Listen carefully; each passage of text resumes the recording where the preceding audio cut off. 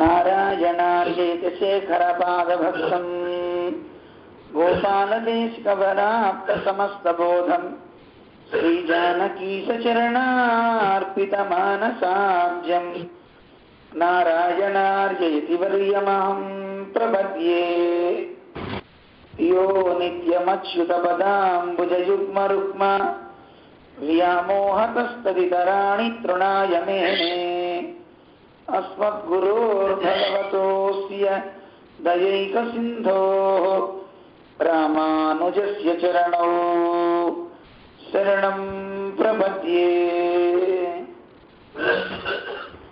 జై శ్రీమన్నారాయణ. ప్రియ భగవద్బంధులరా, ఒకసారి భగవన్నామాన్ని గానం చేసుకుని భగవద్వైభవాన్ని శ్రవణం చేద్దాం.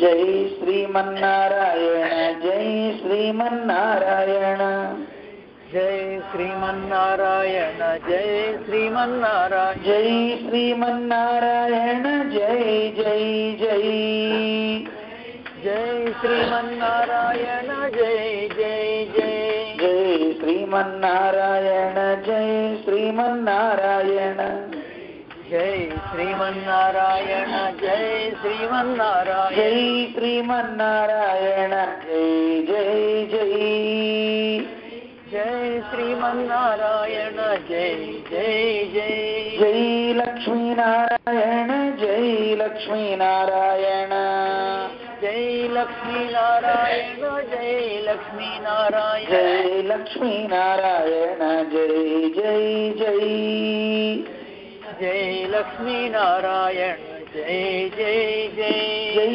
బదరీనారాయణ, జై బదరీనారాయణ, జై బదరీనారాయణ, జై బదరీనారాయణ, జై బదరీనారాయణ, జై జై జై, జై బదరీనారాయణ, జై జై జై, జై శ్రీమన్నారాయణ, జై శ్రీమన్నారాయణ, జై శ్రీమన్నారాయణ, జై జై శ్రీమన్నారాయణ, శ్రీమన్నారాయణ, జై జై జై, జై శ్రీమన్నారాయణ, జై జై జై, జై శ్రీమన్నారాయణ, జై జై జై, జై శ్రీమన్నారాయణ, జై ఓ జై, శ్రీమన్నారాయణ భగవాన్ की भाष्यकार रामानुज स्वामी जी महाराज की, चिरंजीवी स्वामी जी महाराज की,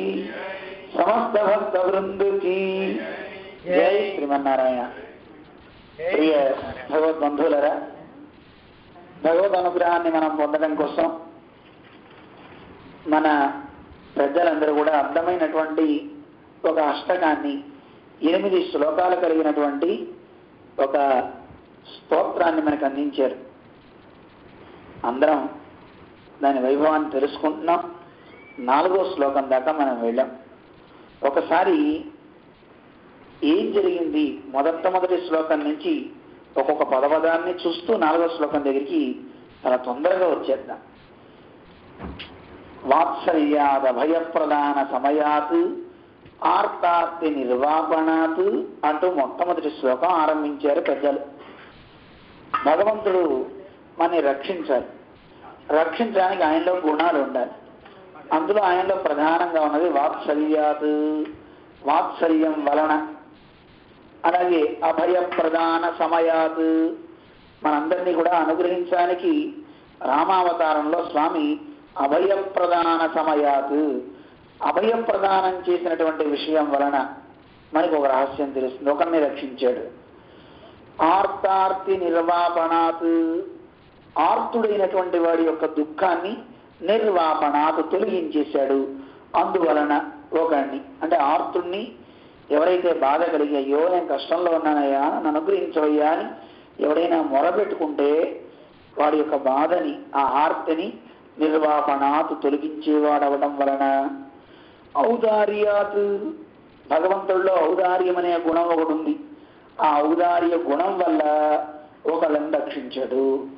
అఘశోషణాత్, అఘం అంటే పాపం అని చెప్పుకున్నాం. ఆ పాపాన్ని శోషణాత్ ఎండగొట్టేవాడు అవటం వలన. శ్రేయ శ్రేయ పద ప్రాపణాత్ అగణిత శ్రేయ, గణన చేయడానికి వీలు లేదు. ఇంత అని ఒకటి 10 ఇంతలు ఇచ్చేయండి 100 ఇంతలు ఇచ్చేయండి అని చెప్పడానికి లేదటండి. ఆయనని ఆశ్రయిస్తే ఎంత గొప్ప స్థానం ఇస్తాడు అంటే మనం ఊహించడానికి వీలు కానంత గొప్ప స్థానాన్ని స్వామి మనకిస్తాడు. శ్రేయ పద ప్రాపణాత్, శ్రేయస్సులు కలిగించేటటువంటి పదం అంటే స్థానము, అలాంటి స్థానాన్ని ప్రాపణాత్ పొందించడం వలన ఇవన్నీ కూడాను పొందించాడు. ఎవరెవరికి అందించాడు అంటే మనకి కొంతమంది మహానుభావుల్ని చూపించారు. వాళ్ళందరూ ఎలాంటి వాళ్ళు అంటే వాళ్ళందరూ కూడా శ్రీపతి ఏక ఏవ సేవ్య. శ్రీపతి అంటే నారాయణుడు కదా, లక్ష్మి భర్త. ఆ లక్ష్మి భర్త అయినటువంటి ఆ స్వామి ఒక్కడే ఏవ అనేది ఇక్కడ మనం పెట్టుకోవచ్చు. లేదు శ్రీపతి ఏక సేవ్య ఏవ, ఆయనొక్కడనే సేవించడం, ఆయన్ని సేవించడమే. ఇక్కడ 2 పక్కల దీన్ని పెట్టుకోవచ్చు. అందువల్ల అలాగా అందరినీ సేవించే అంటే శ్రీమన్నారాయణున్నే సేవించేటువంటి గొప్ప బుద్ధి కలిగిన వాళ్ళు జగతాం ఏతే అభవన్ సాక్షిణః. ఈ జగత్తులో శ్రీమన్నారాయణుడే శ్రీపతే మనకి రక్షకుడు అని ప్రహ్లాదశ్చ విభీషణశ్చ కరిరాట పాంచాలి ఆర్య ధ్రువ అని 6 చూపించారు. ప్రహ్లాదుడి గురించి చెప్పుకున్నాం, విభీషణుడి గురించి నిన్ననే మనం చెప్పుకున్నాం. కరిరాట్ ఒక గజరాజు గురించి చెప్పుకోవాలి, పాంచాలి ద్రౌపది, అలాగే ఆర్య, ఈ 6 కూడాను సాక్షిణః అభవన్, సాక్షులుగా ఉన్నారు మనకి. దేనికి సాక్షులుగా? వీళ్ళు ఏం చేశారు? జగతాం శ్రీపతి రేఖయేవ సేవ్య అని వీళ్ళు మనకి చూపించారు.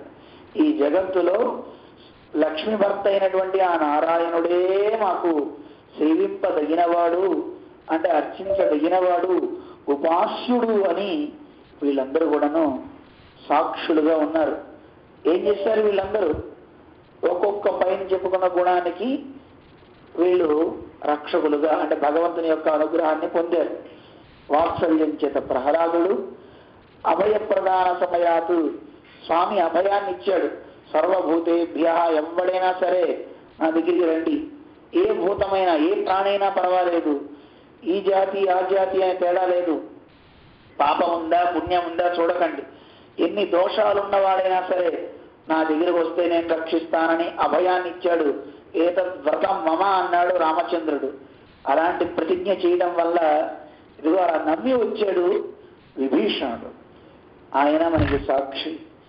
ఇక దుఃఖంతో బాధతో ఆర్తుడయ్యాడు గజరాజు, ఆయన దుఃఖాన్ని తొలగించాడు భగవంతుడు నిర్వాపణాత్, అది మనం చెప్పుకోబోతున్నాం.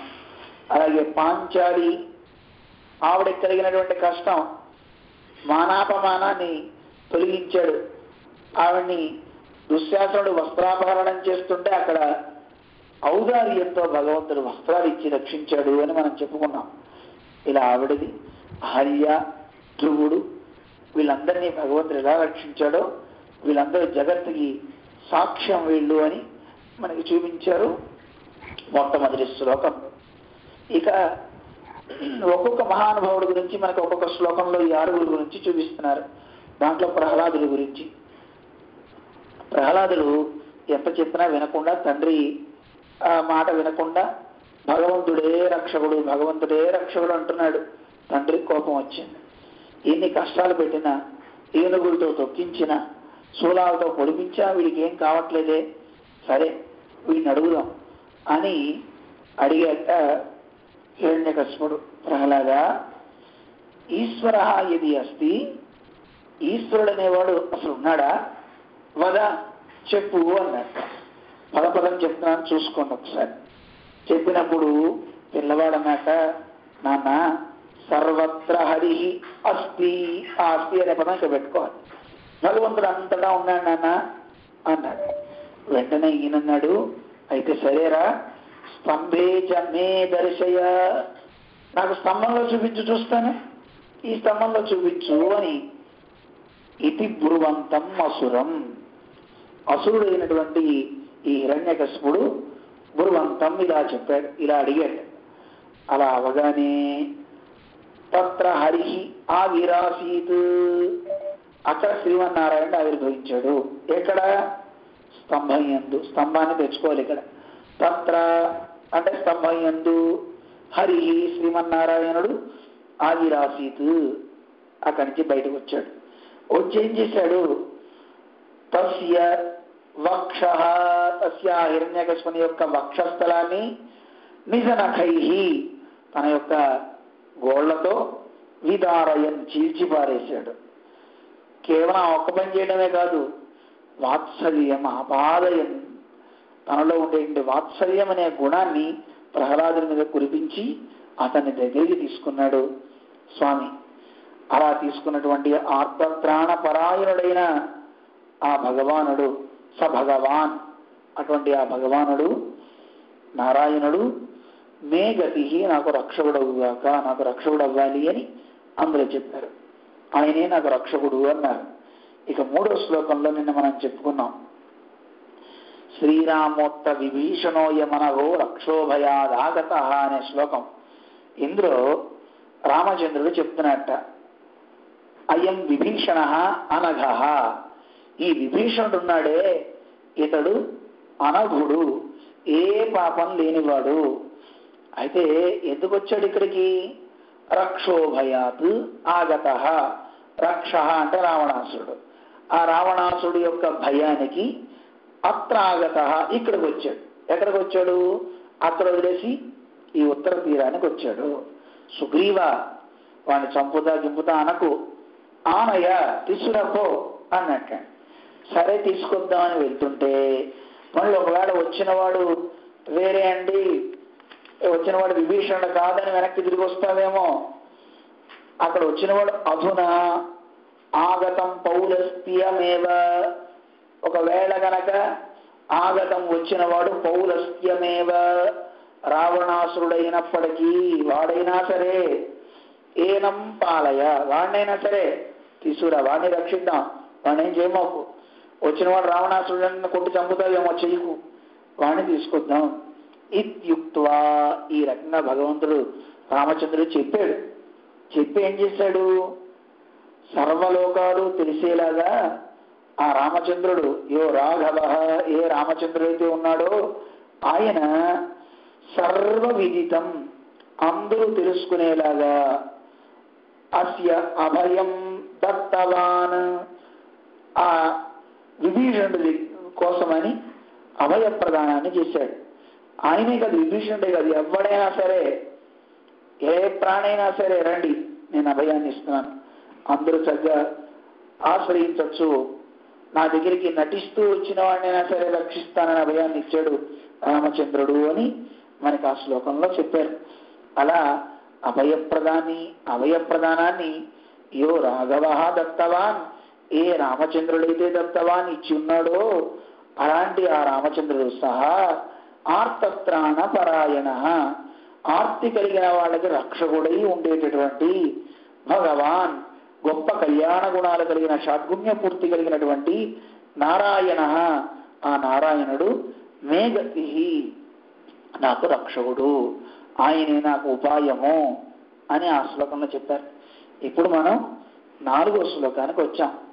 ఇందులో మనకి చెప్పేది ఎవరి గురించి చెప్తున్నారు? ఖరిరాట్, ఈయన గురించి చెప్తున్నారు, గజరాజు గురించి చెప్తున్నారు. ఈ గజరాజు కలిగినటువంటి కష్టాన్ని భగవంతుడు ఎలా తొలగించాడో చెప్తున్నారు. ఒకసారి పదపదానికి అర్థం తెలిసేసుకుని తర్వాత ఒకసారి కథని కూడా స్మరిద్దాం. కథ అందరికీ తెలిసిందైనా మళ్ళీ మళ్ళీ వింటాం కూడా చాలా మంచిది. ఏం చెప్తున్నారు ఇందులోను? నక్రగ్రస్త పదం, నక్రం అంటే మొసలి. ఆ మొసలి ఏం చేసింది? పట్టుకుంది. దేన్ని పట్టుకుంది? పాదాన్ని పట్టుకుంది. ఎవరి పాదాన్ని? ఏనుగు యొక్క, గజరాజు యొక్క పాదాన్ని పట్టుకుంది. అలా పట్టుకోవడము ఆరంభించింది. పాపం అది బయటికి తీసుకుందామని చూస్తుంది, వల్ల కాల. అప్పుడు గజరాజు ఏం చేశాడు? సముద్ధృతకరం, దాని చేతిని పైకెత్తాడు. ఏనొత్తి చెయ్యేది? తొండమే. ఆ తొండాన్ని అలా పైకెత్తి భగవంతుని మొరపెట్టుకుంది. ముందు వెంటనే దేవుని పిలిచిందా? పిలవలేదు. సముద్ధృతకరం, ఒకసారి తొండాన్ని పైకెత్తి భో బ్రహ్మాదయ భో సురా, భో అంటే అయ్యా అని అర్థం. ఓ దేవతలారా, ఓ బ్రహ్మాదయ, బ్రహ్మ రుద్రుడా అని బ్రహ్మదేవుణ్ణి, రుద్రుణ్ణి, దేవతల్ని అందరినీ కూడా పాల్యంతాం, నన్ను రక్షించండి అని దీనవాక్యకరీణం, దీనంగా ముఖం పెట్టి శరీరంలో సత్తువ లేక ఓపిక లేక దీనంగా వాక్యం అంటే చెప్పినటువంటి కరీణం ఆ ఏనుగుని రక్షించాలి కదా. మరి ఆ దేవతలంతా వచ్చి రక్షించాలి. వాళ్ళందరికీ వినపడింది కానీ వచ్చారా? దేవేషు అశక్తేషు సత్సు, సత్సు అనేది తెచ్చుకోవాలి, ఇక మనం పెట్టుకోవాలి. ఎలా ఉంది అక్కడ? ఈ దేవతలంతా కూడా ఈ ఏనుగుని రక్షించడంలో అశక్తేషు, వాళ్ళ వల్ల కాదనుకుని ఆగిపోయారు. వాళ్ళంతా శక్తి లేని వాళ్ళు అయిపోయారు. అలాంటి సమయంలో శ్రీధర, ఏ పరమాత్మ అయితే ఉన్నాడో ఆ పరమాత్మ ఎవరు? చక్రాయుధ శ్రీధర, చక్రాయుధుడైనటువంటి ఆ శ్రీమన్నారాయణుడు మా భైషీ ఇది, భయపడకు భయపడకు అన్నట్ట. మా భైషీ, మా భైషీ అంటున్నాడు. అంటే ఏం భయపడకు అని. యస్య నక్రహణనే, ఈ ఏనుకాలు పట్టుకున్నటువంటి ఆ నక్రం మొసలి యొక్క శిరస్సుని ఖండించేశాడు. దేంతో? చక్రాయుధంతో. చక్రాయుధ శ్రీధర, చక్రాయుధాన్ని ధరించి వచ్చి ఆ ముసలి యొక్క కంఠాన్ని ఛేదించినటువంటి స భగవాన్, ఆ భగవానుడైనటువంటి ఆర్తత్రాణ పరాయణ, ఆర్తులైనటువంటి భక్తులని రక్షించేటువంటి వాడు, అదే లక్ష్యంగా కలిగిన వాడు నారాయణ, ఆ నారాయణుడు మే గతి, నాకు రక్షకుడుగాక అని చెప్పిన శ్లోకం. ఒక్కసారి శ్లోకాన్ని నేను చెప్తాను, అందాం. నక్రగ్రస్తపదం సముద్ధృతకరం బ్రహ్మాదయః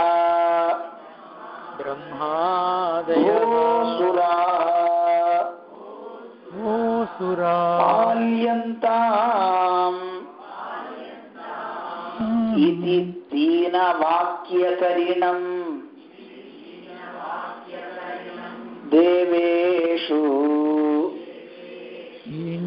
అశక్తేషు యః మా భైషీః ఇతి యస్య నక్రహణనే చక్రాయుధ శ్రీధరః ఆర్తత్రాణపరాయణః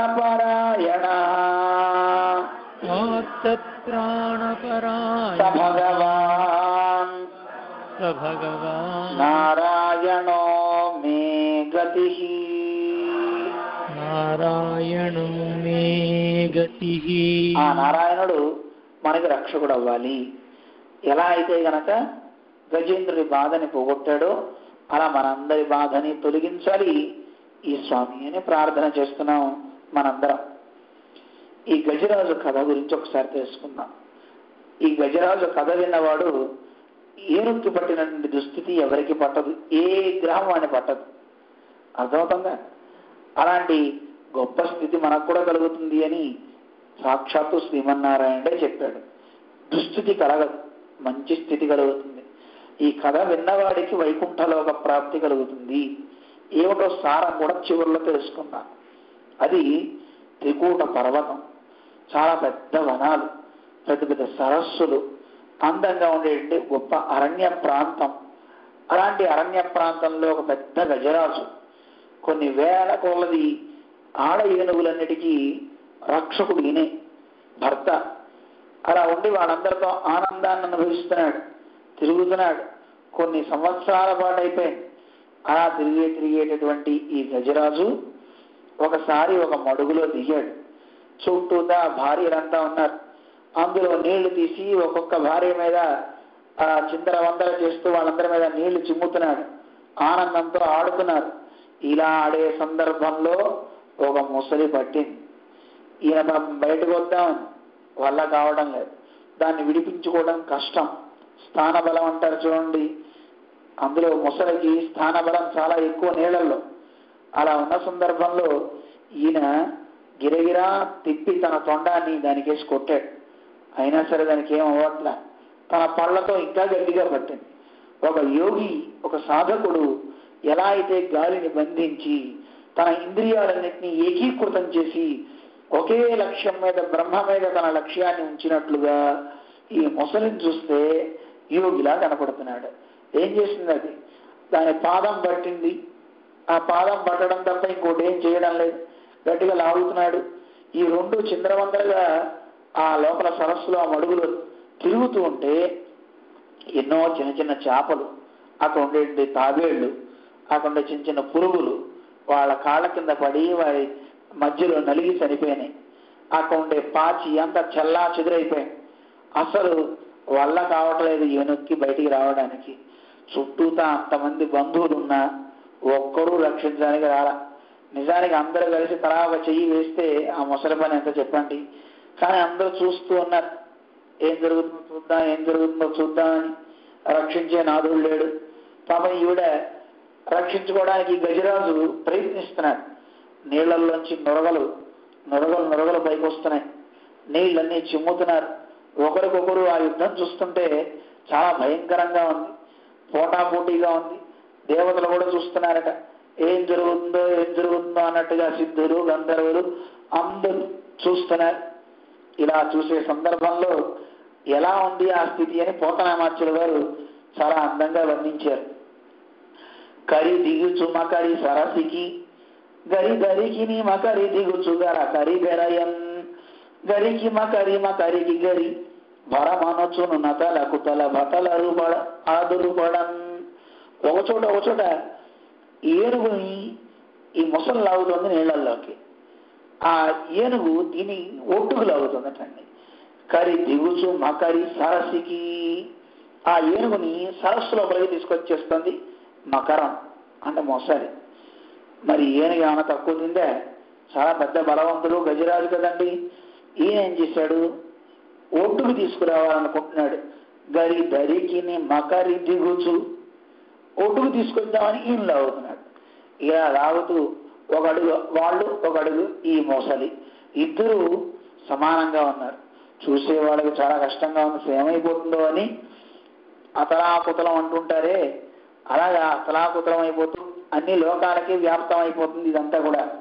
అందరూ కూడా చూసి ఆశ్చర్యపోతున్నారు. ఇక ఏం చేయాలో పాలుపోవట్లేదు. ఎప్పుడైనా సరే, ఎవరైనా సరే ఎంతసేపు పోరాడతాం? మన శక్తి మన దగ్గర ఉన్నంత వరకు. ఏనుగు అనుకుందిట, ఎలా ఇంకా నన్ను రక్షించేవాడు ఎవడు? మనం రోజు ఉదయం పూట చదువుతూ ఉంటాం, నక్రాక్రాంతే కరీందే మూకిళితనయనే మూల మూలేతి కిన్నే నాహం నచాహం నచ భవతి పునస్తాదృశో మాదృశేషు అని మనం పొద్దున కూడా నిద్ర లేవగానే ప్రాతస్మరణీయంలో సేవిస్తుంటాం. అలవాటు ఉన్న వాళ్ళకి తెలుస్తుంది. ఈయన కూడా ముగ్గులితనయనే కళ్ళు మూసేసిందట, ప్రార్థన చేస్తోంది. చాలా అందంగా వర్ణించారు పోతనామాచ్యుల వారు.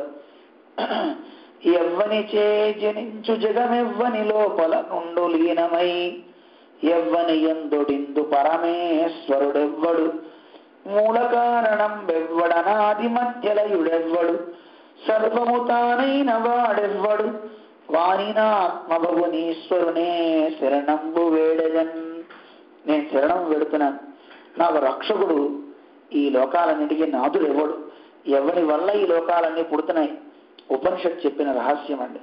యతో వా ఇమాని భూతాని జాయంతే ఏన జాతాని జీవంతి యత్ప్రయంత్యభిసంవిశంతీతి తద్విజిజ్ఞాసస్వ అని వేదం చెప్తాను. నువ్వు జిజ్ఞాస చెయ్యి, తెలుసుకోవాలని ప్రయత్నం చెయ్యి. ఎవరి గురించి తెలుసుకోవాలనుకుంటావు? ఎవరిని పడితే వాడిని గురించి కాదు. ఎవడి వల్ల ఈ లోకాలన్నీ పుడుతున్నాయో, ఎవడి వల్ల ఈ లోకాలన్నీ ఉంటున్నాయో, చివరికి ఎవడి లోపలికి ఇవన్నీ చేరుతున్నాయో అలాంటి మూల కారణమైనటువంటి వాడెవడో వాడి గురించి జిజ్ఞాస చెయ్యి.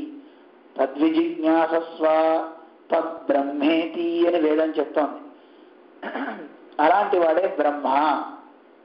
అంతే తప్ప నిన్నగాక మొన్న పుట్టిపోయిన వాడిని ఒకరిని విగ్రహం పెట్టేసి ఈయనేనండి రాముడు ఈయనే, కృష్ణుడు ఈయనే, అన్ని ఈయనే అని చెప్పేస్తున్నారు. తప్పు కదండి.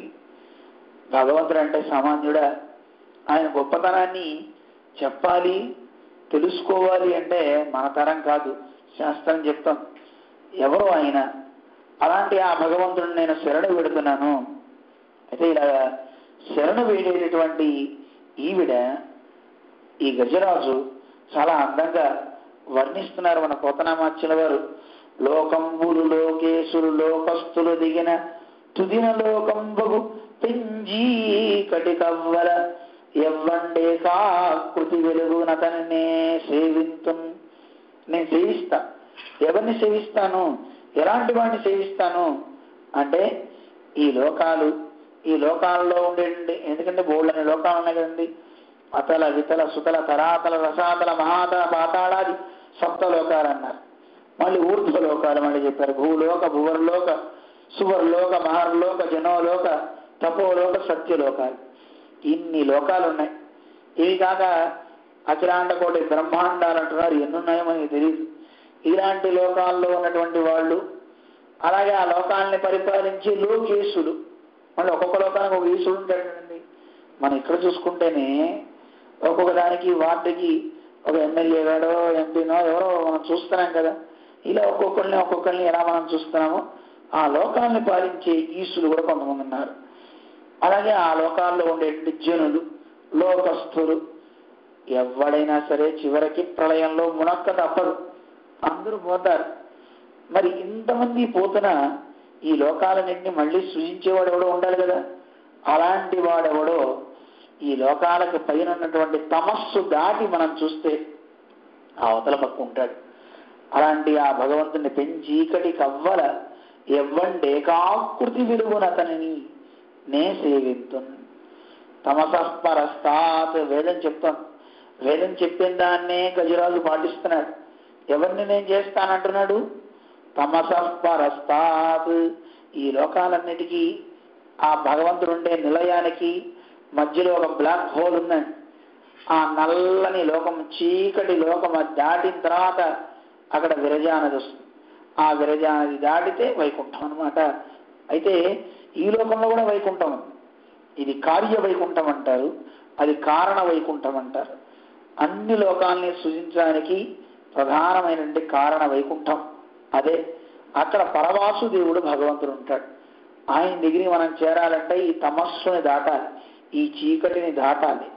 ఆ అంధకారం పోతే, అది దాటితే మనం అక్కడికి చేరుకోగలం.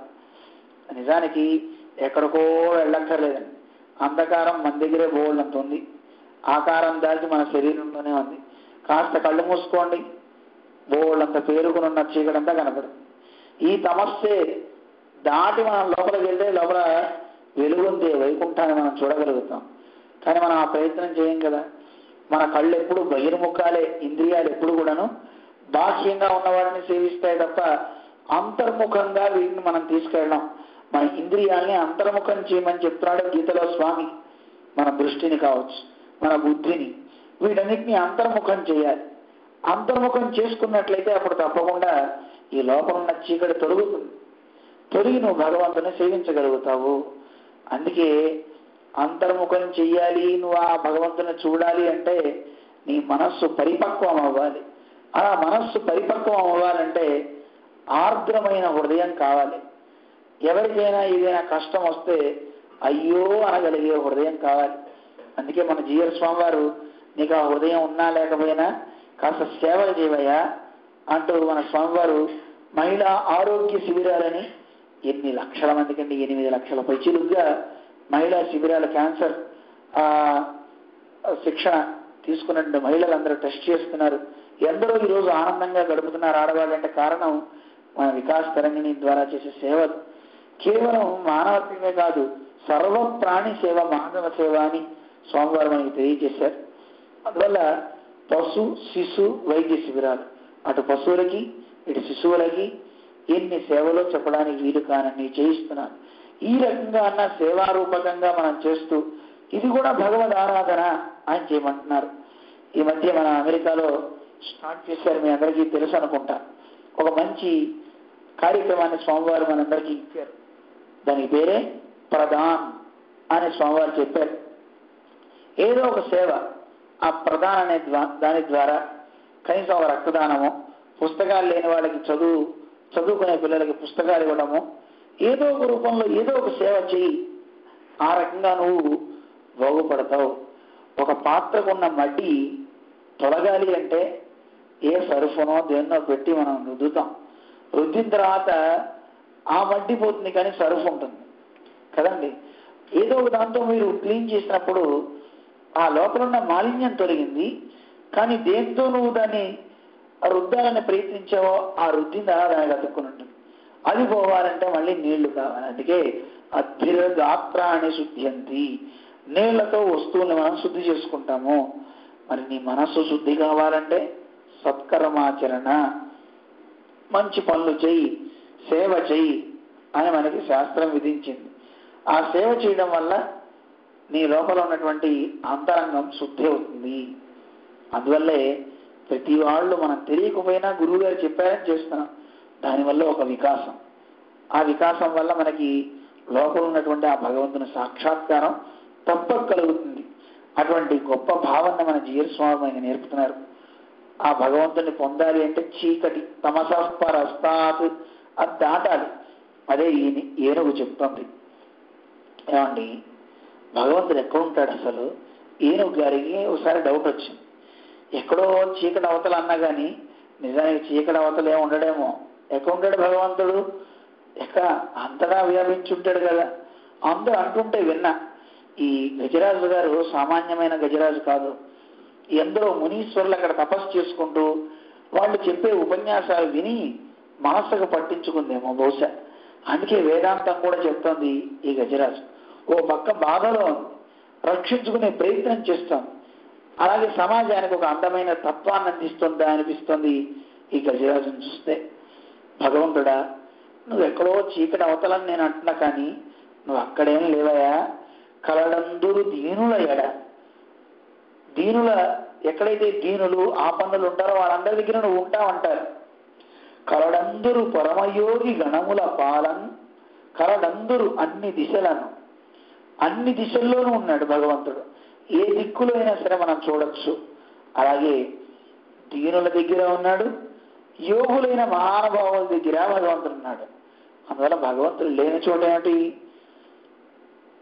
అసలు ఇన్ని చోట్ల ఉంటున్నాం అంటున్నారు, కానీ కలడు కలండను వాడు కలడో లేడు అని ఒక సందేహం వచ్చేసింది దేవుడికి.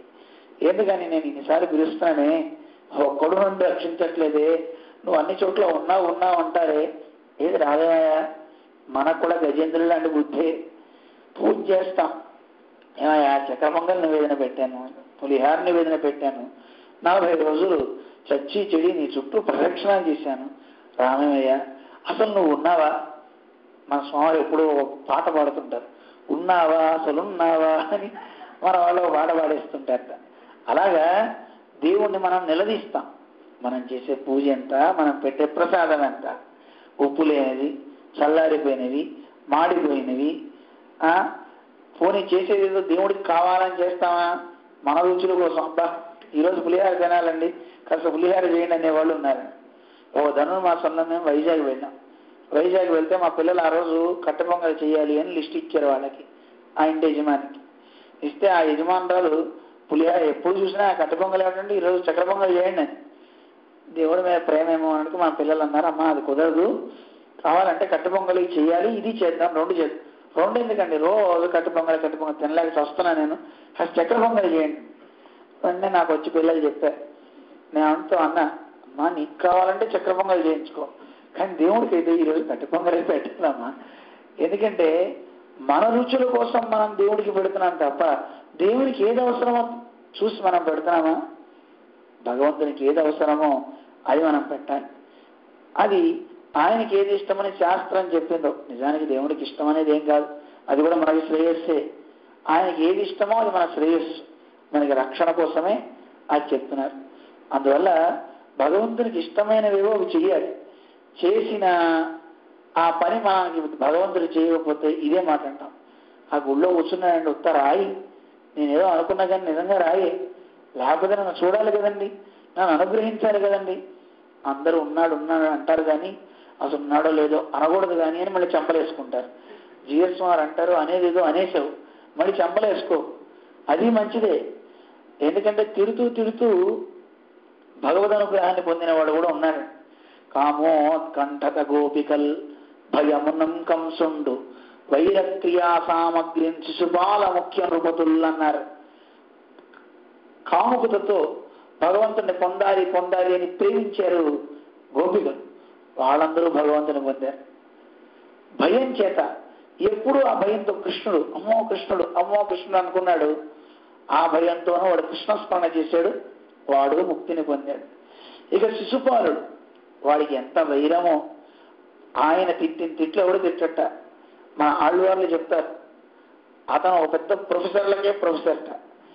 ఎవరన్నా సరే ప్రొఫెసర్ని తయారు చేసే వాళ్ళకి పైన ఒక హెడ్ ఉంటాడు కదండి, అలా తిట్లు తిట్టాలి అంటే ఆ తిట్లు నేర్పించే ప్రొఫెసర్స్ కూడా ఈయన ప్రొఫెసర్ అండి. అలాంటి తిట్లు తిట్టడంలో నేర్పరట. అలాంటి శిశుపాలుడు కూడా తిట్టే ప్రతి సందర్భంలో కృష్ణుడు అలాంటి వాడు, కృష్ణుడు ఇలాంటి వాడు అంటూ కృష్ణ స్మరణ 100 సార్లు చేసేట, 100 తప్పులు. ఆ తర్వాత ఊరుకోనన్నాడు కదండి. అంటే ఒకసారి కృష్ణ అంటేనే అమోఘమైన గొప్ప బలం వస్తుంది. ప్రేమతో అంటే ద్వేషంతో 100 సార్లు అనాలి, మీ ఇష్టం. 100 సార్లు తిట్టండి కృష్ణుడు, కానీ చెంపలేసుకోకండి. ఏదైనా సీరియస్గా చేయండి అంటారు జిఎస్ స్వామి. మనకి సీరియస్గానూ రాదు, లేదు ప్రేమతోనూ రాదు, అందుకే మనం ఇలా ఉండిపోయాం. అందువల్ల ఇక్కడ గజరాజు లాంటి బుద్ధే మనకు కూడా ఉంది. అందువల్ల ఈయన అంటున్నాడు, అసలు కలడనేవాడు ఉన్నాడా లేడా, పిలిస్తే రావాలి కదా, రావడం లేదు. నేనా దీన్ని ఎలా అయినా సరే తప్పించుకుందాం అంటే నా వల్ల కావట్లే. బంధుజనులంతా చూస్తున్నారు కానీ ఒక్కడు రావట్లేదు. లావుకింతయు లేదు ధైర్యము విలోలంబయ్యే ప్రాణంబులుంటావులు దప్పెను మోర్చవచ్చే తన ఉండస్యను శ్రమం బయ్యెడన్ నీవే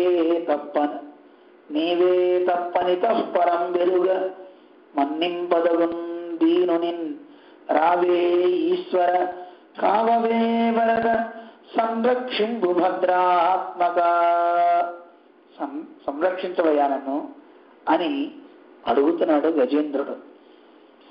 నాకు అసలు శరీరంలో ఓపిక లేదు, ధైర్యం అనేది పోయింది. ఇంకా ఏదో నేను ఇంకా ఎలాగో రక్షించుకుంటాను, నేనేదో చేస్తాననే ఇది నా మీద నమ్మకం నాకే పోయింది. ప్రాణంబుల్ ఠావురు తప్పాను, ఇంకా ప్రాణాలు ఎప్పుడు పోతాయో తెలియదు, అయిపోయాడు, కొసకొచ్చేసింది. మూర్ఛ వచ్చే, కళ్ళు తిరిగిపోతున్నాయి, ఇంకా పడిపోతానేమో. ఇలాంటి స్థితిలో తన ఉండస్యను, పోరాడే స్థితి ఈ శరీరానికి కూడా లేదు. శరీరం కూడా కృషించిపోయింది. 1000 దేవవర్షాలు యుద్ధం చేసిందట ఈ గజరాజు. 1 రోజు కాదు, 2 రోజులు కాదు, ఆ మొసల్ని విడిపించుకోవడానికి అన్నాళ్ళు యుద్ధం చేస్తూ శరీరం అంతా అయిపోయింది. శ్రమం బయ్యడిన్, శ్రమ బాగా అయిపోయిందయ్యా, అలిసిపోయా, ఇక నా వల్ల కాదు, చేతులు ఎత్తేసింది గజరాజు. ఏం చేస్తుంది, నీవే తప్పని తప్పరం బెరుగా, ఇక నువ్వు తప్ప నాకు ఇంకో దిక్కు లేదు, నేను ఎవరిని పిలవట్లేదు, అందువల్ల నన్ను మన్నించి నా దగ్గరికి రావయ్యా ఈశ్వర, అందరినీ నియమం చేసేటటువంటి నారాయణ, వరద, అందరికీ వరాలు ఇచ్చేవారు కదయా, ఎందుకు నా దగ్గరికి రావట్లేదు? వరాన్ దదాతీతి వరద అంటారు కదా, మరి నన్ను ఎందుకు అనుగ్రహించట్లేదు? సంరక్షింపు భద్రాత్మక, నన్ను రక్షించవయ్యా అని వేడుకుంటుంది. ఇంకా భగవంతుడు రావట్లా. కాస్త గొంతు పెంచింది.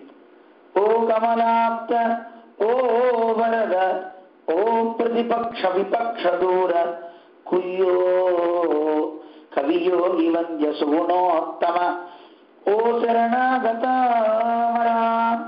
అమరానోక, యో మునీశ్వర మనోహర, ఓ విమల ప్రభావ, రావే కరుణింపవే తలపవే, శరణార్థిని నన్ను గావవే. ఏనుగు గజరాజు శోకంతో ప్రార్థిస్తున్నాడు. ఓ కమలాప్త, ఓ వరదా అంటూ మనకి అర్థం తెలిసిపోతుంది. ఈ శ్లోకాల్లో చాలా కుయ్యో అని అరిచినట్టండి. ఏమి కలిసేది కుయ్యోమనే కదా, కుయ్యో మొర్రం అంటున్నాడు రావాడు అంటానే అలా కుయ్యో అని అరుస్తుంది. నువ్వు ఎంత గొప్పవాడు అయ్యా.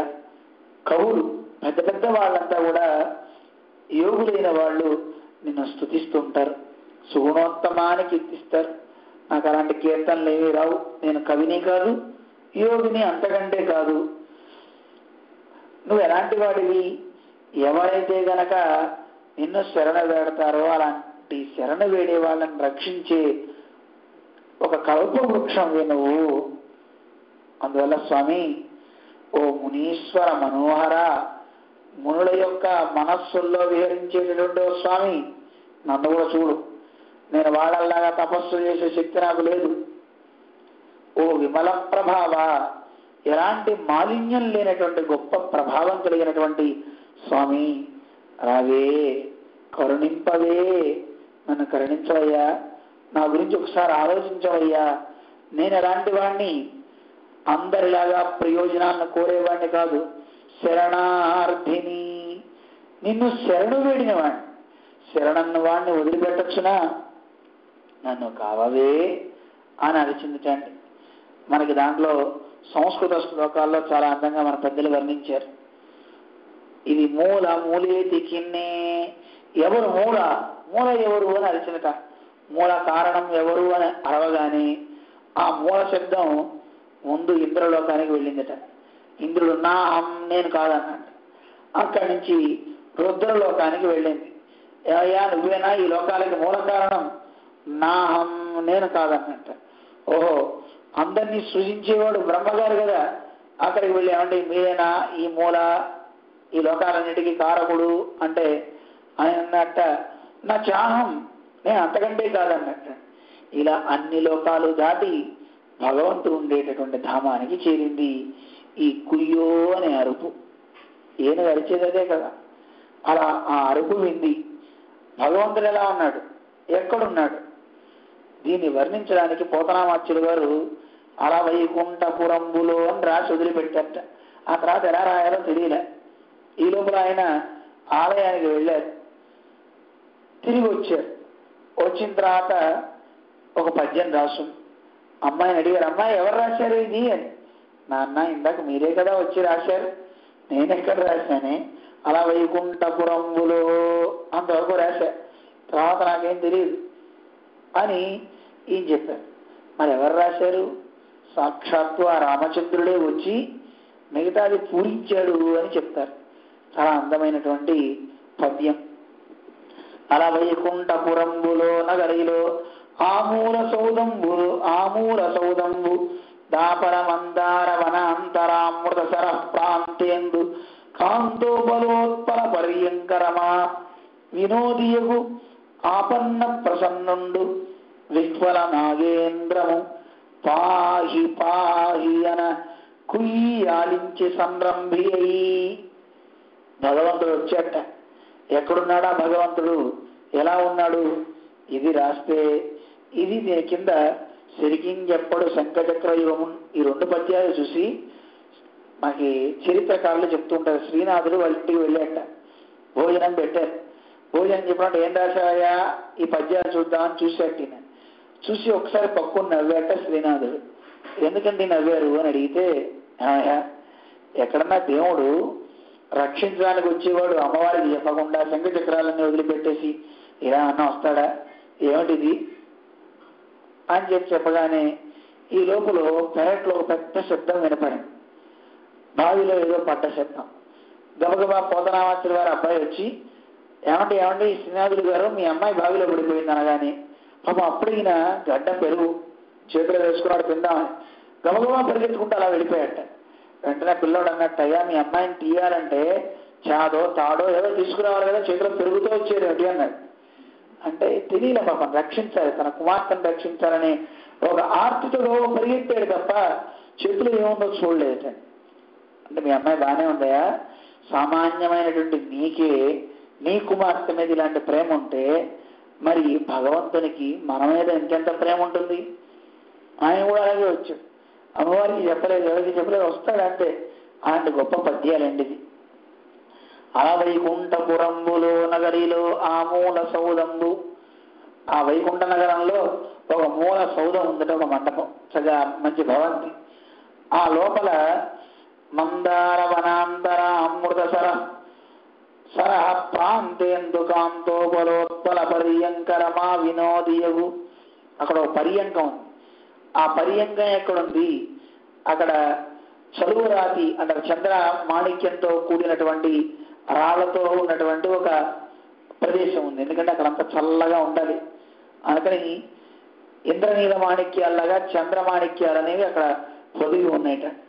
అలాంటి ఆ ప్రదేశంలో ఉత్పల పర్యంకం, అక్కడ ఒక సరస్సు, ఆ సరస్సు పక్కన పద్మాల యొక్క పడక అన్నట్టుగా అందమైన పడక ఒకటి ఉంది. ఆ పడక దగ్గర రమా వినోదియగు లక్ష్మీదేవితో ఆడుతున్నట్ట భగవంతుడు. అలా వినోది అయినటువంటి ఆ భగవంతుడు ఎలాంటి వాడు? ఆపన్న ప్రసన్నుండు. ఎవరైనా తన భక్తులకు కనుక కష్టాలు వస్తే తట్టుకోలేడు.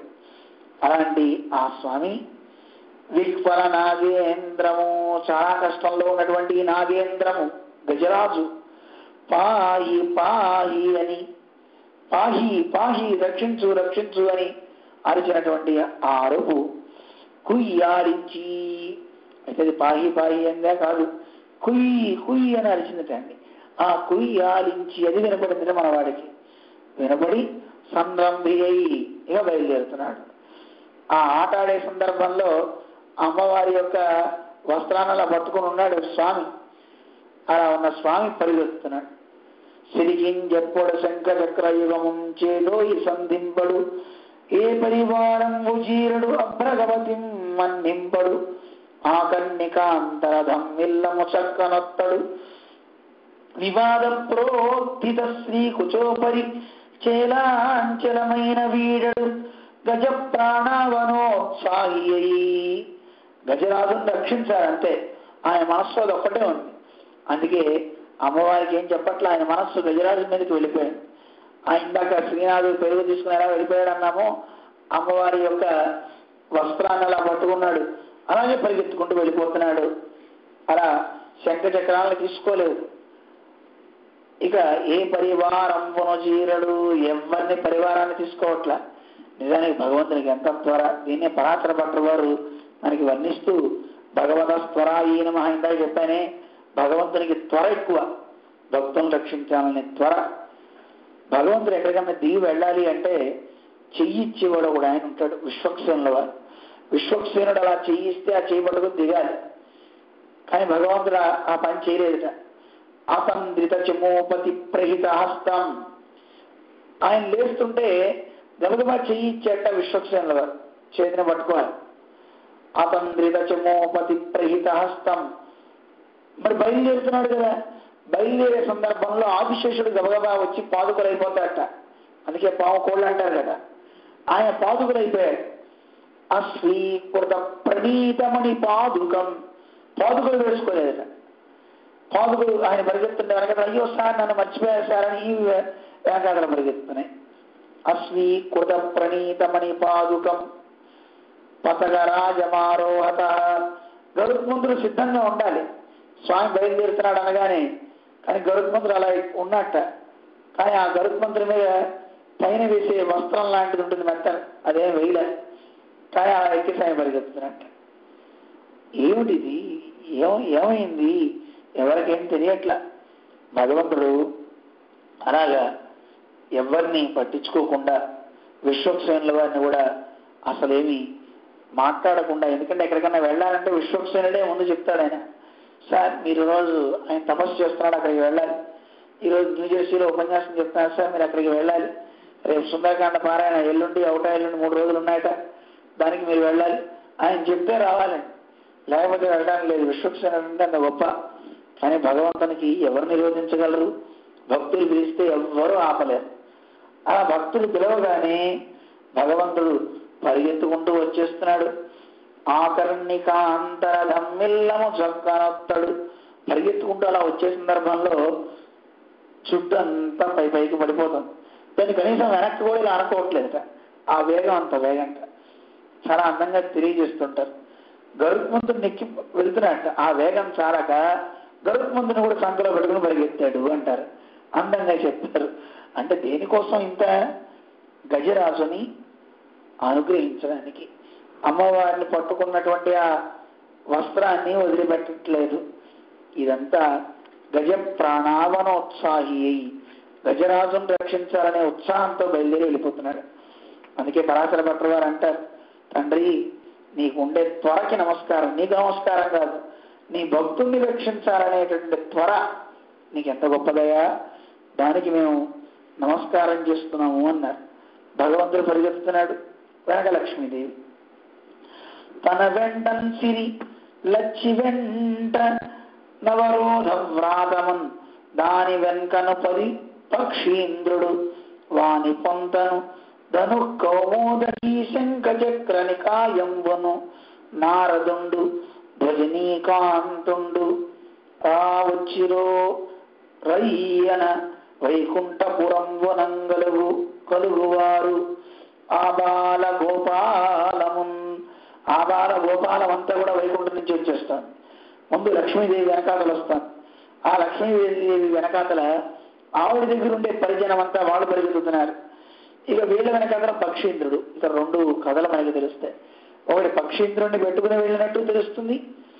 పోతనామాత్యుల వారు మనకి పక్షి వెనకాతల పరిగెత్తుంది, గరుత్మంతుడు కూడా వదిలేశాడు ఆయన అని వర్ణిస్తున్నారు. అలా పక్షీంద్రుడిని వదిలిపెట్టి ధనుర్బాణాలు, కౌమోదికి, శంఖము, చక్రము ఇవన్నీ కూడా వెనకాతలు వస్తున్నాయటండి.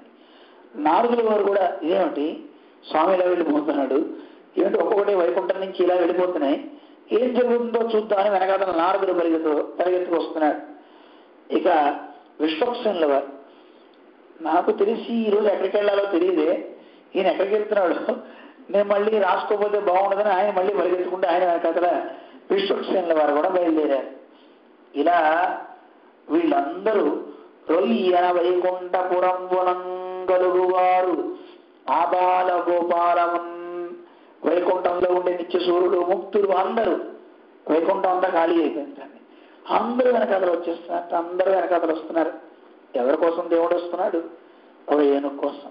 వెనకాతలు ఎంతమంది వస్తున్నారు? బోళ్ళు మంది. అయితే అమ్మవారిని అందరూ అడిగారు, అమ్మ ఏమిటి, ఎందుకు ఎక్కడికి వెళ్తున్నాడు, అసలు ఏం జరుగుతుంది?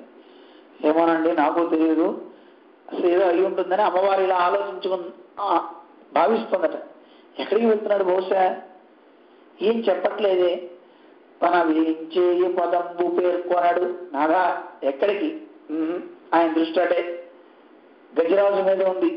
నాథా నాథా అంటున్నా అసలు పలకడం లేదు. ఎక్కడికి వెళ్తున్నాడో తెలియట్లేదు. అనాథ స్త్రీ జనాలాభముల్ వినెనో. ఎవరికన్నా ద్రౌపది లాంటి స్త్రీకి ఎవరికైనా ఏమన్నా మానాపమానం జరుగుతుందా, ఏమన్నా వస్త్రాభరణం లాంటివి జరుగుతుంటే ఏమన్నా రక్షించడానికి వెళ్తున్నాడైనా, లేక మృత్యులు మృచ్చలించిరో కలరు వేద ప్రపంచంబులన్. ఒకవేళ బ్రహ్మగారు వేదాలని సోమకాసురులాగా మళ్ళీ ఎవడన్నా ఎత్తుకుపోయాడా, వేదాలని రక్షించడానికి భగవంతుడు అన్న త్వరపడుతున్నాడా? ధనుజానీకము దేవతానగరిపై దండెత్తెనో. లేక రాక్షసులందరూ కలిసి దేవతల మీదకి ఏమైనా యుద్ధానికి వస్తున్నారా? ఎందుకు వెళ్తున్నాడు ఈయన? మళ్ళీ భావించిందట లక్ష్మీదేవి. భక్తులంగని చక్రాయుధుడేడి చూపుడని ధిక్కరించిరో దుర్జనుల్. దుర్జనులైన వాళ్ళు భక్తుల్ని హింసిస్తూ, ఎరా ఎక్కడున్నాడు నీ చక్రి, చూపించు నాకు. డింభక సర్వస్థలములయందంభోరు అనేత్రులుండు నన్ను చొందిగులం సంరంభీ పలికెదవు. ఈ స్తంభంబన చూపవే చక్రిని గిక్రిని అన్నట్ట ప్రహ్లాదుని హిరణ్యకశిపుడు. నీ చక్రిని చూపించి ఇందులో అంటూ మాట్లాడాడు కదా. అలా ఎవరైనా ఈయన భక్తులని చూపించరా నీ విష్ణువుని అని ఎవరన్నా అన్నారో ఏమో, అందుకే ఏం చెప్పకుండా వెళ్తున్నాడు అని అనిపించింది లక్ష్మీదేవికి. అడుగుదాం అనుకుంది, అడుగులు వేసింది. కానీ మాట్లాడో ఏమో. అడిగేదానని కడు వడిజను అడిగిన అంటూ పోతనామాత్యుల వారు అందంగా ఆ అడుగులకు తగ్గట్టుగా ఆ పద్యాన్ని కూడా ఎంత బాగా రాశారు. అడుగుదాం అనుకుంటే అడుగులు వేసిందిట. కానీ అడుగుదాం అనుకుంటే మగడు చెప్తాడో చెప్పడో అన్ని అడుగు గడు ఇలా అందంగా మహానుభావుడు నిజంగా భగవద్ అనుగ్రహం ఉంటే తప్ప ఇలా ఎవరు రాయలేరు. చాలా గొప్ప గ్రంథం. భగవంతుడు రానే వచ్చాడు. ముందు భగవంతుడు భక్తుల్ని రక్షించాలంటే ఏం చేయాలి? వాడికి ఉన్నటువంటి అనిష్టాన్ని తొలగించాలి. అందుకే ఆ మకరిని ముందు సుదర్శన చక్రాయుధంతో దాన్ని వధించాడు. వధించిన తర్వాత గజరాజుని తీసుకొచ్చి బయట పెట్టాడు. తర్వాత దాన్ని తన పీతాంబరంతో తన చేతితో కరస్పర్శతో ఒకసారి అలా తాకగానే ఆ గజరాజు మళ్ళీ హాయిగా ఉన్నాడు. తన భార్యలతో ఆనందంతో అనుభవిస్తున్నాడని మనకి ఇందే ఉంది. కానీ కాంచీపుర ఘట్టంలో ఇంకో గజరాజుని రక్షించేట భగవంతుడు వరదరాజస్వామి. ఇలాగే రక్షించినప్పుడు ఆ గజరాజు చెప్పిందట, నాయనా నన్ను నువ్వు రక్షించడానికి వచ్చావు, చాలా సంతోషం. మనిషికి మరణం అనేది తథ్యం. ఏ ప్రాణికైనా అంటే పుట్టిన వస్తువు గిట్టక తప్పదు. అందువల్ల ఈ రోజు కాక రేపైనా నేను వెళ్ళిపోవాల్సిందే. ఈరోజు రక్షించమని నేను కోరుతున్నా, కానీ రేపొద్దునైనా పోవాల్సిందే కదా. అందువల్ల నిన్ను నేను పిలిచింది నన్ను రక్షించమని నేను పిలవలే. ఎలాగూ పోతున్నాను కదా, ఈ మూల కారణమైనటువంటి వాడు ఎవడో వాడిని ఒకసారి సేవించి ఈ సరోవరంలో ఉన్న పుష్పం నా భార్యలకు ఇచ్చేవాడు. వాళ్ళు ఎవరో నాకు రక్షకులు కారని తెలిసింది. కనీసం వాడెవడో ఈ లోకరక్షకుడు ఎవడో తెలుసుకుని వాడు వస్తే ఆ పుష్పాన్ని ఇచ్చి పోదామని నేను నిన్ను పిలిచాడప్ప. ఆ ముసల్ని చంపి నన్ను రక్షించమని కాదు. నాహం కళేబరస్యాస్యత్రాణార్థం మధుసూదన, ఈ కళేబరాన్ని రక్షించమని నేను నిన్ను ప్రాధేయపడలా. భగవంతుడికి ఆశ్చర్యం వేసింది. మరి ఎందుకు మూల కారణం ఎవరు అని మూలా మూలా మూలా అని పిలిచావు? పిలిచింది దేనికంటే కరస్థ కమలాన్యేవా, నా చేతిలో పట్టుకున్నటువంటి తొండంలో పెట్టుకున్న పుష్పం ఉందే, ఈ పుష్పాన్ని పాదయో అర్పితం తవ, నీ పాదాల దగ్గర పెడదామని ఆశయ. మరి నా ప్రాణాలు పోయే లోపల నువ్వు వస్తే నీకు సమర్పించేసి నేను కృతకృత్యుణ్ణి అవుతా, చేయవలసిన పని చేసిన వాడిని అవుతా. ఈ జన్మ నాకు నువ్వు ఇచ్చావు, ఇచ్చిన జన్మని సార్థకపరుచుకోవాలి కదా. ఇన్నాళ్ళు భోగలంపటి ఉన్నాయి, ఈ సంసారంలో పడి తిరిగి ఇప్పుడైనా నేను నీకు ఈ పుష్పాన్ని సమర్పించేస్తే నా భవనతులు కలుగుతాయి కదా, మళ్ళీ నేను పుట్టకుండా ఉంటా కదా అని చెప్పినట్లుగా ఇది తెలుస్తోంది. చాలా అద్భుతమైనటువంటి ఘట్టం గజరాజు యొక్క కథ. అయితే ఈ గజరాజు ఎవరు, ఈ ముసలి ఎవరు? ఇద్దరు శాపగ్రస్తులే. ఇంద్రద్యుమ్నుడు అని ఒక మహారాజు. ఆ మహారాజు మహా గొప్ప విష్ణు భక్తుడు. ఆయన తపస్సు చేసుకుంటునే సందర్భంలో అక్కడికి అగస్త్య ముని వచ్చాడు. ఆ ముని వచ్చినప్పుడు ఈయన కళ్ళు తెరవకుండా అలా తపస్సు చేసుకుంటున్నాడు. ఆయన కోపం వచ్చింది. నా అంతటి వాడిని ఇక్కడికి వచ్చి నీ దగ్గరికి వచ్చి నీకు కనపడదామని వస్తే నువ్వు తపస్సు చేసుకుంటావా? ఏడు వైపో అని చెప్పి శాపం పెట్టాడు. గజరాజు అయిపోమని చెప్పేశాడు. అయితే ఈయన పాపం అన్నాడు, అయ్యా నాకు క్షమించండి, నాకు తెలియలేదు మీరు వచ్చినట్టు, నేను తపస్సులో ఉండిపోయాను. అపారమైన విష్ణు భక్తి కలిగిన వాడు. అయితే ఆయన చెప్పాడు, ఏం పర్వాలేదు, నువ్వు మళ్ళీ గజరాజు అయినా ఆ విష్ణువే వచ్చి నిన్ను రక్షిస్తాడు, నిన్ను అనుగ్రహిస్తాడు అని ఈయన వరాన్ని ఇచ్చేట అగస్త్యుడు. అయితే మనకి చాలా ఆశ్చర్యం వేస్తుంది. ఇక్కడ నీతి కూడా చెప్తారు. ఎవరైనా మనం పూజలో ఉన్నప్పుడు పెద్దలు ఎవరైనా వస్తే, ఆచార్యులు కానీ పెద్దలు కానీ భాగవతోత్తములు కానీ వస్తే, నేను పూజ చేసుకున్నా కూర్చో తర్వాత మాట్లాడతా అని వాడితో మాట్లాడకుండా పూజలో ఉండకూడదట. నువ్వు విష్ణు పూజ చేస్తున్నా ఎవరైనా భాగవతోత్తములు భగవద్భక్తులు గురువు వస్తే సాదరంగా వెళ్ళి ఆహ్వానించి వాళ్ళని కూర్చోమని వారికి మంచి తీర్థమో ఏదో ఇచ్చి ఆ తర్వాత నువ్వు ఆరాధన చేసుకోవాలా. వాళ్ళ అనుజ్ఞ తీసుకుని, స్వామి ఆరాధన మధ్యలో ఉన్నా మీరు ఏం చేశారని తెలిసి నేను ఇలా వచ్చాను, మరి మీరు అనుజ్ఞ ఇస్తే పూజ పూర్తి చేసుకుంటాను, చేసుకుని మీ దగ్గరికి వస్తాను అని అనుజ్ఞ తీసుకోవాలట. అలా లేకపోతే ఇగో ఈ గజరాజు గారికి పట్టిన స్థితి మనకు వస్తుంది. వాళ్ళు శాపం పెట్టక్కర్లా. గజ జన్మ తథ్యం. వాడికి గజం అంటే మందబుద్ధి కలిగింది కదండి. అలాంటి మందబుద్ధి కలిగినటువంటి ఒక గజంలా తయారవుతాడు వాడు. అందుకే దేవుడి పూజ చేస్తున్నాను కదా అని చెప్పి కళ్ళు మూసుకుని అలా చేసేస్తూ ఉండకు. అతిథి ఎవరైనా వస్తే వాడు విష్ణు భక్తుడైతే వాడిని ఆదరించు, వాడిని కూర్చోమని చెప్పు, తర్వాత ఆరాధన చేసుకో. ఇలా ఈ గజరాజు గారి కథ. మరి మొసలు ఎవరు అంటే ఈ మొసలి కూడా ఒక గంధర్వుడు. ఆ గంధర్వుడు నీళ్ళల్లో స్నానం చేస్తూ అతను ఒక ఆటగా దేవరుడు అనే ఒక మునిని పట్టుకున్నాడు మొసలిలాగా. ఆయన కోపం కలిగి, నన్ను పట్టుకుని నీళ్ళల్లోకి లాగుతావా, చూడు నీకు ఇదే శాపం, నువ్వు ఒక మొసలి అయిపో అని చెప్పి ఆ గంధర్వుడిని శాపం పెట్టాడు. ఆ శాపం పెట్టినటువంటి గంధర్వుడే ఇక్కడ ముసలయ్యాడు. ముసలయ్యి ఆ ఋషిని ఎలా పట్టుకున్నాడో ఈ ఇంద్రద్యుమ్నుని పట్టుకున్నాడు. అయితే ఇంద్రద్యుమ్నుడు విష్ణు భక్తుడు అని చెప్పుకున్నామే, అలాంటి గొప్ప పరమ సాత్వికుడైనటువంటి విష్ణు భక్తుని పాదాన్ని పట్టుకోవడం వల్ల సాక్షాత్తు విష్ణువే వచ్చి ఈ ముసలిని వధించాడు, వాడి శాపాన్ని తొలగించాడు. చూడండి, శాపం పోవడానికి కూడా ఎంత అందమైనటువంటి స్థితిలో మనకి కనపడుతుంది. విష్ణు భక్తుని పాదం పట్టుకోవడం వల్ల శాపం పోయింది. పాదం పట్టుకోమన్నారు కదా అని భక్తులు కనపడితే వాళ్ళ పాదాలు గట్టిగా పట్టుకోకండి.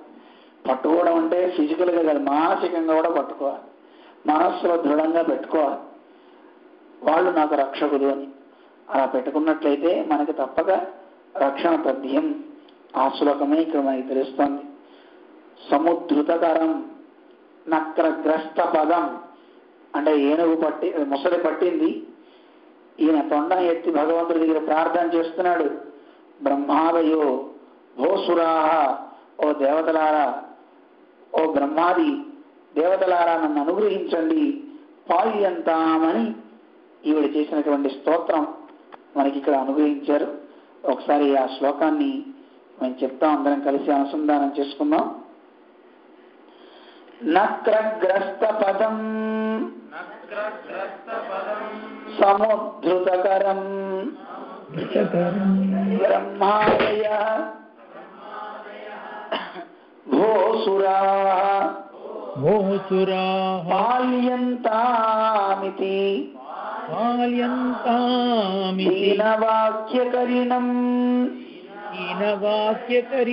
దేవేషు అసక్తేషు యః మాభైషీరితి యస్య నక్రహననే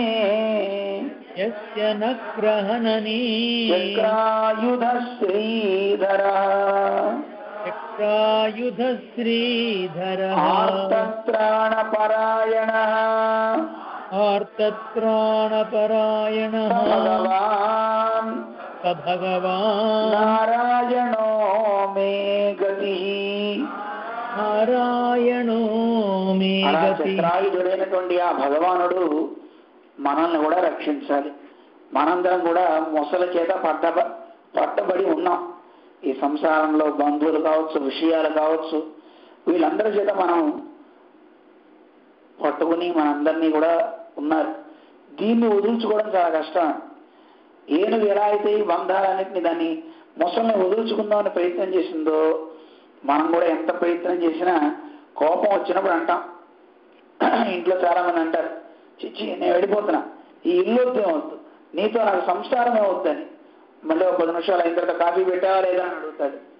ఇదేమిటయా వెళ్ళిపోతా అన్నావా, మళ్ళీ ఎందుకు వచ్చావు అన్నాను. మళ్ళీ నిన్ను వదిలేసి నేనే వెళ్తా, నేను ఎక్కడికి వెళ్తే అక్కడికి నిన్ను తీసుకుపోతా, నన్ను ఎందుకయా, అక్కడ కాఫీ పెట్టి వంట చేసేది ఎవరు, అక్కడికి కూడా నువ్వు రావాల్సిందే. ఇలా భార్యాభర్తల గొడవలు చమత్కారంగా ఉంటాయి. ఆ కాసేపు మాత్రమే వైరాగ్యం, ఆ తర్వాత మళ్ళీ అనురాగమే. నిజానికి వీటన్నిటినీ వదిలి మనం రాలేం. వదిలేమంటే పూర్తిగా వదలమని కాదు, ఎవరు రక్షకులు మనకి కారు. ఈ శరీరానికి మనం పోషణ ఎంతో చేసుకుంటాం, ఎంత పోషించినా అంత ఈ సంసారంలో పడేసేది ఈ శరీరమే. అందుకని ఆత్మరక్షణ కోసం మనం చేయవలసిన పని ఏమిటి అంటే భాగవతోత్సవాలను ఆశ్రయించుకోవటం. అలా ఆశ్రయించుకొని గురువు చెప్పినటువంటి సదుపదేశాన్ని మనం భావిస్తూ ఉంటే తప్పకుండా మనకి ఆచార్యులు సుదర్శన చక్రాన్ని చక్రాంకనం చేస్తారు కదండి. అలా చక్రాంకనం చేస్తే ఈ శరీరం అనేటువంటి మొసలి మన వదిలేస్తుంది. మన పట్టుకుంది ఈ మొసలేనండి, శరీరం అనే మొసలి. మీరు ఎంత వదుల్చుకుందామని ప్రయత్నం చేసినా శరీరం వదలగానే మళ్ళీ ఇంకో శరీరం వస్తుందా రాదా, మళ్ళీ పడుతుంది. ఈ ఆత్మ అంటే మనం వైకుంఠానికి వెళ్ళాలి, ఆ గట్టుకు వెళ్ళాలని మనం దీన్ని లాగుతాం. ఇది మళ్ళీ మన కిందకి లాగుతూ ఉంటుంది. ఈ సంసారం అనే మడుగులోకి లాగుతుంది. మనం పైకి వెళ్ళాలని, అది కిందకి తీసుకురావాలని. ఇలా దీంట్లోనే పడి కొట్టుమిట్టాడుతుంటాం. బయటపడ్డానే మన వల్ల కాదు. బయటపడాలంటే ఒకటే పని, ఏనుగు చేసిన పని చేయండి. 2 చేతులు పైకెత్తండి, గోవిందా నువ్వే నాకు రక్షకుడివి అనండి. మూల మూల మూల అని మూల కారణమైన ఆ భగవంతుని పట్టుకుంది. ఎవరైనా జగత్కారణుడైనటువంటి ఆ భగవంతుని పట్టుకున్నాడా అలాంటి వాడికి భయం ఉండదు. ఈ శరీరం అనే మొసలి నుంచి వాడికి విముక్తి కలుగుతుంది. ఇదే దీని ఘట్టం చెప్తూ చాలా అందంగా చెప్తారు. భగవంతుడు చక్రాయుధం వేసి మొసలిని కొట్టగానే మకరం అనే రాసుల్లో 12 రాసుల్లో ఉన్న మకరం సూర్యుడి వెనకాతలు దాక్కుందిట. దానికి భయం వేసిందిట. అమ్మో ఆ మకరాన్ని చంపాడు, నాకు కూడా వేస్తాడేమో అని అది వెళ్ళి దాక్కుందిట. ఇలా చాలా అందంగా వర్ణిస్తుంటారు. అటువంటి గొప్ప కథ, చాలా గొప్ప కథ. ఎవరైతే దీన్ని వింటారో, ఎవరైతే దీన్ని చక్కగా ప్రతిరోజు పారాయణం చేస్తారో, మనం రోజు ప్రాతస్మరణీయంలో చేస్తున్నాం, దాన్ని ఈ కథని స్మరించిన వాడికి బంధం నుంచి విముక్తులవుతాడు. వాడు విష్ణులోకంలో చక్కని మర్యాదలు పొందుతాడు అని చెప్తున్నారు. అలాంటి గొప్ప స్థితి మనందరికీ ఆర్తత్రాణ పరాయణుడైనటువంటి శ్రీమన్నారాయణుడు కలిగించుగాక అని మంగళాశాసనం చేసుకుంటూ జై శ్రీమన్నారాయణ. జై శ్రీమన్నారాయణ. సిద్ధాంత ప్రచారే విహారిణే శ్రీమన్నారాయణాచార్య స్వామినే నిత్యమంగళం. యావత్ ప్రపంచ సంపూజ్య చరణాయ మహాత్మనే శ్రీమన్నారాయణాచార్య ఇది రాజాయ మంగళం. మంగళాశాసన పరైః మదాచార్య పురోగమైః సర్వైశ్చ పూర్వైరాచార్యైః సత్కృతాయాస్తు మంగళం. శ్రీమతే రమ్యజామాతృమునీంద్రాయ మహాత్మనే శ్రీరంగవాసినే భూయాత్ నిత్యశ్రీర్నిత్యమంగళం. జై శ్రీమన్నారాయణ.